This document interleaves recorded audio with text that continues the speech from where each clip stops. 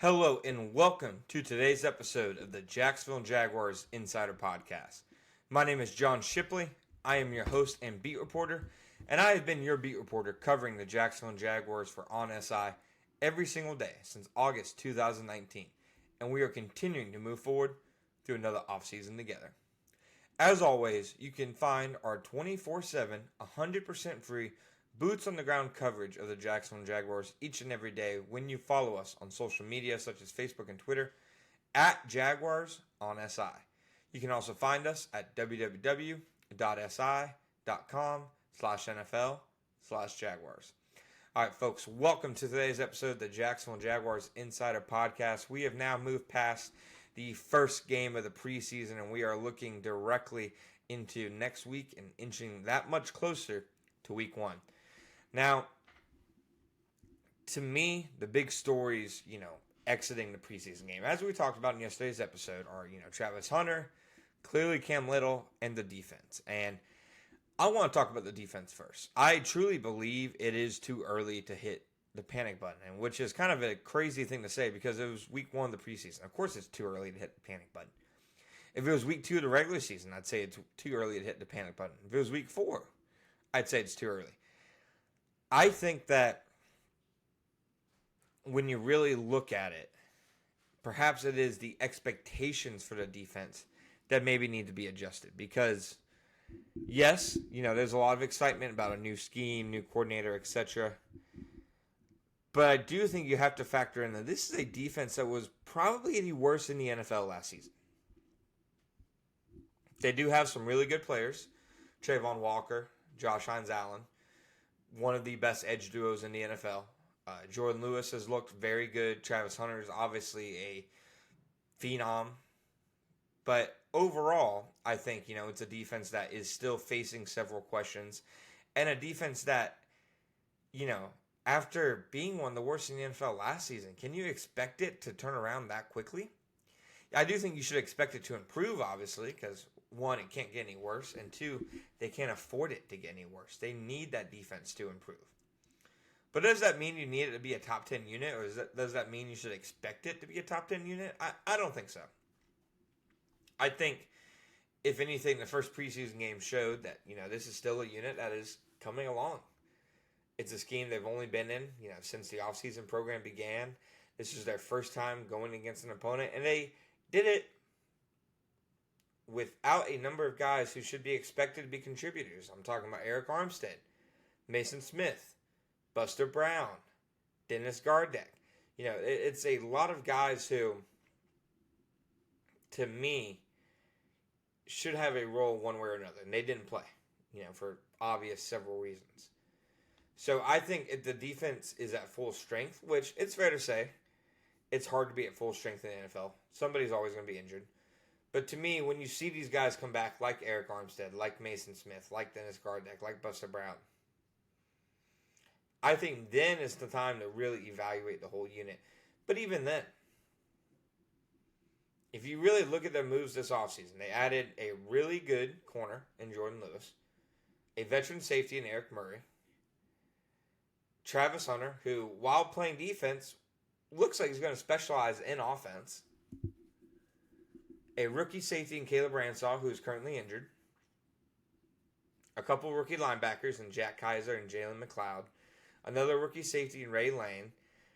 It's not like they poured a ton of resources into the unit. They did improve the defensive, line depth, at least on the edge, by signing Emmanuel Ogbah, DeJuan Smoot, Dennis Gardeck, who works with the linebackers, but can still be considered, I think, a part of the edge depth. But are any of those moves truly needle-changing? Time will obviously tell, but I just think that when you look at where the defense was last season, and when you look at what they did to it this offseason, it shouldn't be expected to take the greatest leap possible. You should expect it to be a leap, but a leap as soon as early as in week one of the preseason to become a dominant defense, I don't necessarily think that's the case for the Jaguars and their defense. And I think if you want to be fair and balanced and down the line, you'd probably say it should be better than it was against the Steelers and Mason Rudolph, obviously. Nobody could or should contest that. But I also don't think you should be expecting the 85 Bears. And that's just the reality. That's just being fair, in my opinion. So defense certainly has a lot of work to do. I'm not saying everything is sunshine and rainbows and let them off the hook if they ever struggle or anything like that. I'm just saying maybe we should expect them to be a little bit slow at the gate. Or at least expect it more so than maybe we have been. Because I haven't been banging that drum. But last night definitely taught me that. The game against the Steelers certainly taught me that. And this might be a little bit of a work in progress on the defensive side. And I don't think, and this isn't based on any conversations I've had or anything like that. This is just based on how the franchise has moved in terms of their offseason moves and what I can gather from their philosophies. I'm not sure they necessarily disagree. I don't think they're expecting a top 10 defense. I think they're expecting the defense to be better and to be competitive, which it wasn't against the Steelers. It wasn't competitive. But I think ultimately, internally, they probably have the right expectations for this unit. So we will see, of course, over the course of the preseason, Sunday versus the Saints. Not sure, obviously, this early who's going to play. You can guess the starters aren't going to play in the third week of the preseason because they'll have joint practices against the Miami Dolphins. So this will probably be the last chance in the preseason for starters to really, get some reps. So maybe that will lead to them playing a bit more than anticipated. But to me, you can say the defense struggled without being overly concerned. And that's where I think things should land with the defense. Now, as for the offense, certainly a couple things to look at. I think the run blocking was okay. I don't think the run blocking was stellar or anything like that. First unit, they only got 2 carries from the running back.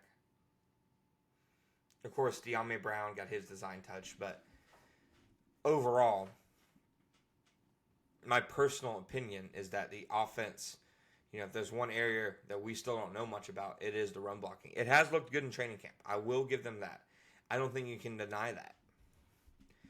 And it'll be a lot more, I think, mastering certain concepts in the running game as opposed to just kind of running every concept possible like they had the last couple of years and just trying to figure out what would work and nothing would. It was a lot of dysfunction just in terms of, to me, the scheme and how everything was taught. But I ultimately think that for the Jaguars to take a step forward as an offense, they need that running game to improve. Just like they need the defense to improve. And I'm not saying, again, be a top 5 to 10 running offense. But I think between 15 and 20 is what you need it to be. It's been between 25 and 32 for too long.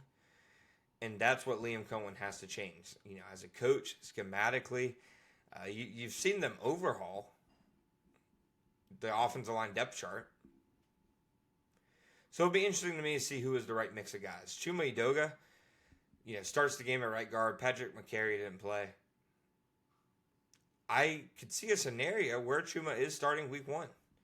Whether it's because the back's still getting there or just because Chuma has been playing as well as he has. And he looks to me like one of their best, if not their best, run blockers. Aside from the running game, I thought that you saw a lot from Liam Cohen in terms of how he will help Trevor Lawrence as a coach. There was motion. There was a screen game. He was helping Trevor Lawrence get the ball out of his hands quickly without having him be a check down merchant, if that makes sense. He's getting rid of the ball, but there are still plays to be made there for the playmakers.